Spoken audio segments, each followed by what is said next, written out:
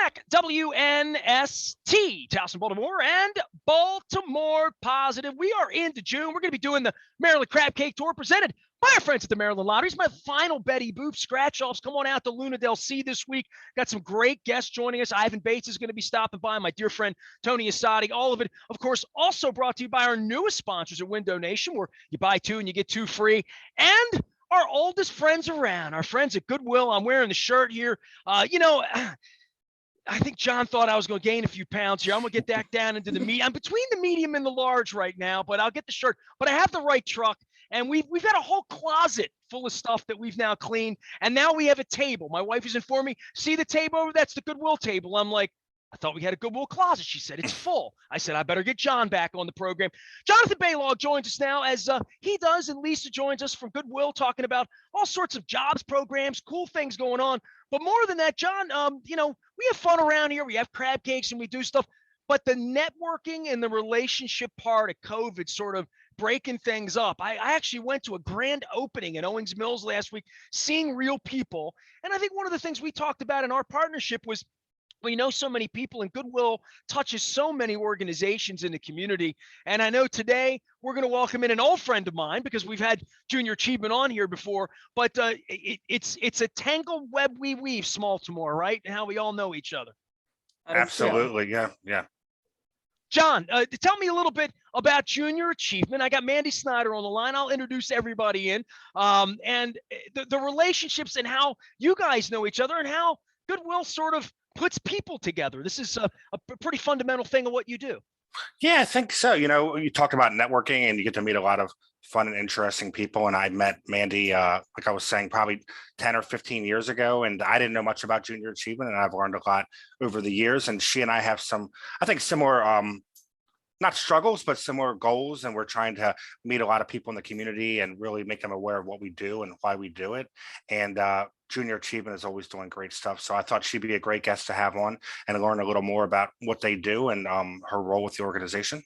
So I'll do full serve here, Mandy. First off, welcome. How are you today? Everything good?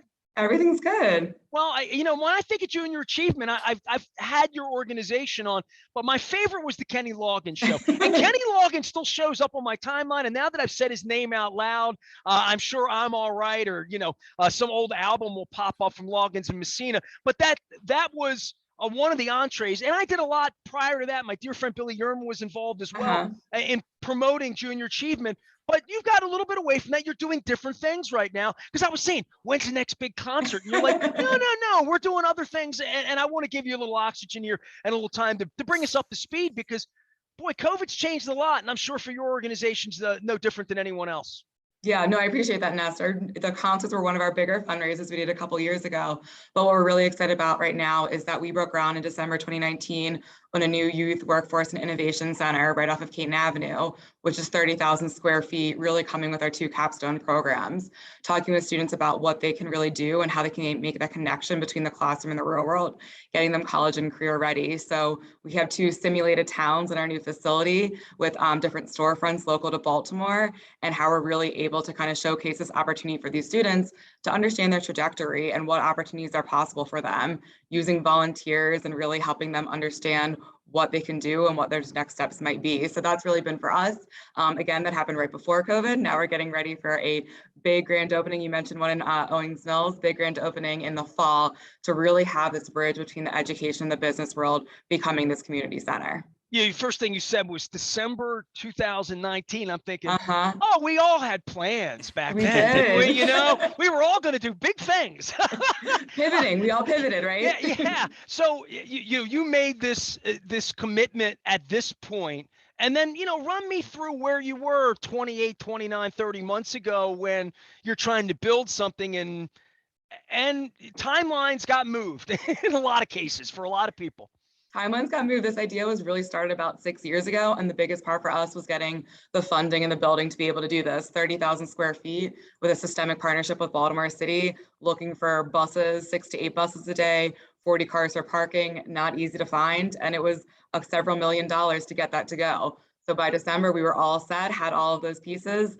And then the world shut down. And it was really for us, the harder part was getting the schools to be able to really leave the school, be in person, delays on construction, a lot of things where we really had to get creative. And for us, I think it gave us some more time to make sure when we're doing this grand opening, about 2 years delay than what we originally anticipated, we're doing it right with the right partners on board, the right support system. And we actually have today our 5th pilot of students in the facility.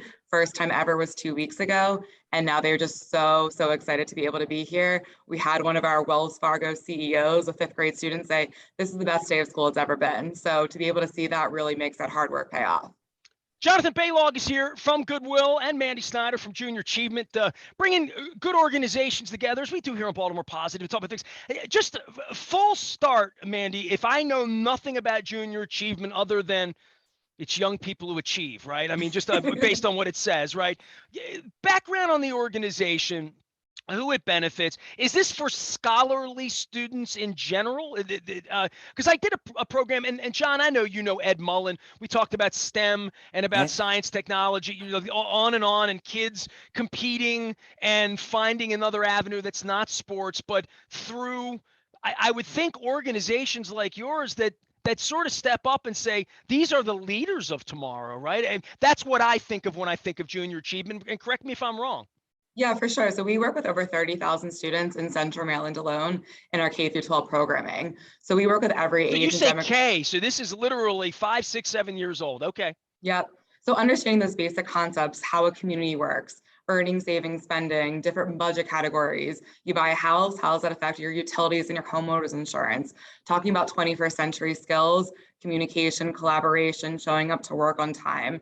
Understanding those different pathways of opportunities, because when you go into a classroom, doesn't matter the age or demographic, and you ask a kid what they want to be, you're going to hear a lot of the same things: athlete, actress, veterinarian, teacher. It's all line of sight. Radio show host. Exactly.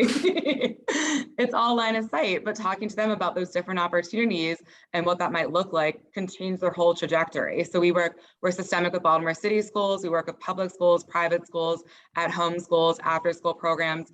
Each student can learn something different because it's really learning about life skills and how we can meet the students where they are. All right, John, this is when I ask, I'm going to do a book one day called First Look. So you get to know Junior Achievement. Was it like me when Kenny Loggins was going to come in and shake, or no? Did you know about it before then, John? I actually saw Kenny Loggins as well. I was invited. So so I had a good time reliving my youth from the 80s, I guess. But no, did you get footloose? They let you dance in there in the aisles? Yeah. You don't want me dancing, but my feet were tapping a little bit. But they had a whole town back in the day where they didn't let people. I haven't seen the movie, but my wife told me about it. I heard about that too. But now I probably didn't know as much. And like I said, Mandy and I met a while back, and I was able to participate in one of her programs as well. So got to learn a lot more. And it's a great organization. And I think of, Goodwill, we deal with people a little bit older, 21 plus typically is our range. So Junior Achievement is taking the younger crowd as well. So I think there's a lot of important lessons in the nonprofit community that we all have our place, and we can all work together and really try to help the whole person and help the whole community. Mandy, you started talking about what Junior Achievement is. I can't get away from thinking it's report card and scholarly and in that way. But I think more that the things you're talking about are more life skills, right? Like things that would not be taught in a classroom to some degree. I do remember being in school, we had to learn about the post office and mailing things, but and elections and things like that, but more like handling money and more adult kind of skills that once you get to be 15, 16, 17, we learn piggy banks, but I don't know that we learn beyond that. And I'm getting that would be the jumping off part of what you're trying to teach even the youngest people is social responsibility. Does that sound right? Yeah, learning how to really understand those basic concepts, managing a budget, what careers are out there, the basic skills around financial literacy. I think all of us, when we went to college or whenever we turned 18, how many friends did we have overdrafting on a credit card because they took 10 out to get a free t-shirt? So understanding those life skills ahead of time. You knew my friends. Student. Where's that YouTube Nestor? I thought that only happened in Dundalk. I didn't think that happened everywhere, Yes. So for you guys this year, you talk about schools, both of you, and we talk about Excel with Goodwill as well. There's just such a movement here, I think, on the back end of COVID, and both of you started before this, just that education, and it all begins with knowing more and wanting to know more and making it accessible for people to know more. And John, I know that's a big part when you say you do it for adults, and Junior Achievement gets them there. Hopefully at Junior Achievement, we get people into college and into a different trajectory when they're at that age, right? Absolutely. I mean, I guess ideally in a perfect world, they would put us out of business, but just kidding. We'd have to change our mission. Jonathan. Yeah, I know. So just no, I think it's so important. I have a 16-year-old daughter, and I told her I don't give very good advice, but I told her don't get credit cards, don't get into debt, and start investing early. So I think those are important and valuable life lessons that not a lot of us are told. Mandy, how can people get involved? I mean, above and beyond, I keep kidding you about the Kenny Loggins thing, but that's obviously come on to say, hey, come on out, be a part of it, learn more while you're here, reach and touch our success stories and those sorts of things. People want to reach and touch. I know you guys are doing things all the time. What's sort of the best avenue besides writing a check, but maybe to just learn more out on the website, right? Yeah, definitely on the website. We have one of our huge things with this new facility is we're going to need 4,000 volunteers next school year. So volunteering is going to be huge for us. We have some other great events coming up, a women's event. What does being a volunteer mean? Okay, it's 4,000 people. What am I volunteering for? So we have a different variety of volunteer opportunities. Some of them at our new facility are really about an 8:30 to 2 o'clock time period. We are right next to Guinness Brewery. So after that, you can have your happy hour. Hello. All right. I'm getting thirsty on that side of town. But it's a really straightforward way. We have anywhere from high school students to CEOs, everyone in between that comes out and volunteers the day. You're helping the students and guiding them through their process. It's their first day on their job. They're a little stressed. Our volunteers help them throughout that.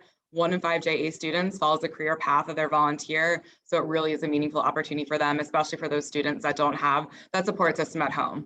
Is this Zoomy, or are we in person fully, or could it, the remote world is open all sorts of possibilities to touch people. And I know from a mentoring and it's all we had for a period of time, and young people don't mind looking at their phones, reaching people in that way, as opposed to bringing them to a lovely part of Halethorpe, I might add, but bringing them to your side of town when they live, let's say, in Northern Towson.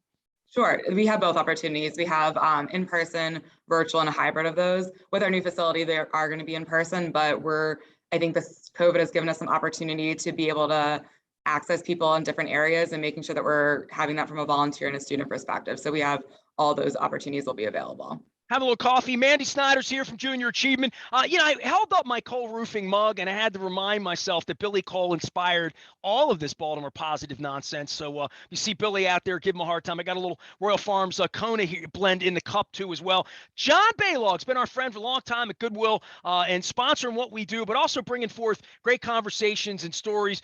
Jonathan, for you, give me a little Goodwill update too on XL, because every couple of weeks I know you guys are making progress. We're getting into the summertime now, this hot season, and there's always a way to help out folks at Goodwill. I keep talking about the truck coming to my place.